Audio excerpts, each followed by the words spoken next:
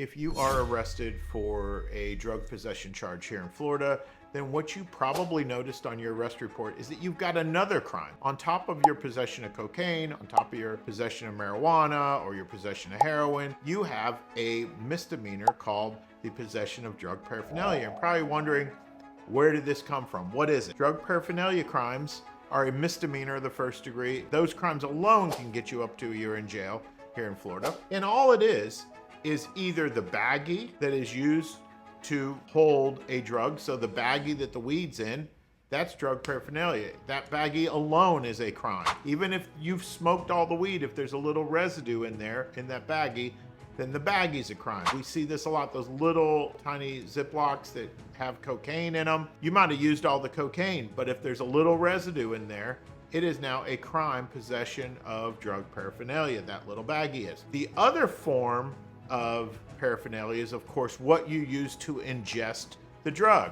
For those of you using heroin and you're ingesting it with a needle, even though you've used up all your heroin, if that needle has a little bit of heroin residue on it, you've got yourself a drug paraphernalia charge, even though they can't find any more heroin. Though sometimes they'll actually charge you with possession of heroin for the residue, which is bogus, and that's a story for another day. We see drug paraphernalia charges a lot with pipes used, bongs used to smoke weed, right? Now, it is tricky to convict on a drug paraphernalia charge, and I want to talk about why it's tricky. So I'm going to start with the case of MM v. State. MM is a juvenile, that's why we're using initials.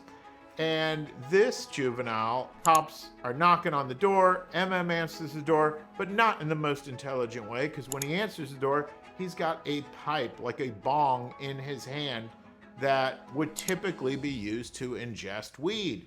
Furthermore, as soon as the door opens, the cops claim that they get confronted with a whole bunch of marijuana odor from people smoking, and a couple people in the house actually got busted for possession of marijuana.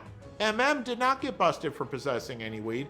He never had any weed on him, but he did get convicted of the pipe that was in his hand. The cops said, oh yeah, that looks like weed residue on this pipe, and therefore we are charging you with possession of drug paraphernalia. He appeals this conviction, and on appeal, the court said, look, State, did you ever have that residue tested? It was never tested. Yeah, some cops said, oh, I think that's weed, but it was never tested. It was never proven that the residue on that pipe was actually an illegal substance. You've got to prove that the residue was illegal, not potentially illegal, not I think it's illegal. And so MM's conviction for drug paraphernalia got overturned. They could never link the pipe to an illegal substance. They just suspected it was. Now, something similar happened in CM v. State. Again, another juvenile. This time, CM's chilling at school. I don't know what you call them, the school resource officer. A legit cop busted a lot of people on weed, goes through CM's backpack, finds a baggie of weed, and finds like a weed pipe, right? At trial, they convict CM of possession of drug paraphernalia and possession of weed. And CM took the stand in his defense and said, wait a second, Judge, that is not real weed, and that is not real weed residue on that pipe.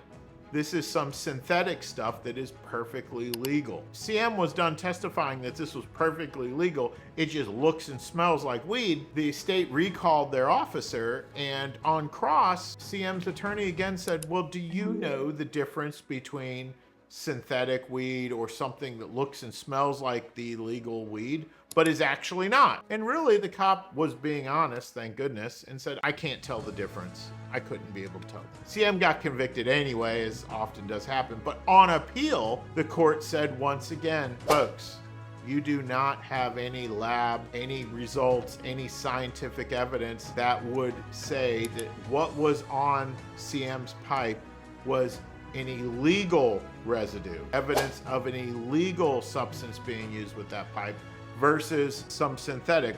And therefore, CM's possession of drug paraphernalia was kicked out. So these are some of the tricky things, and these are some of the things that the state needs to prove if they're going to get you on this. And of course, if this sort of thing happened to you in Central Florida, I've been doing this for over 31 years here in the Orlando area.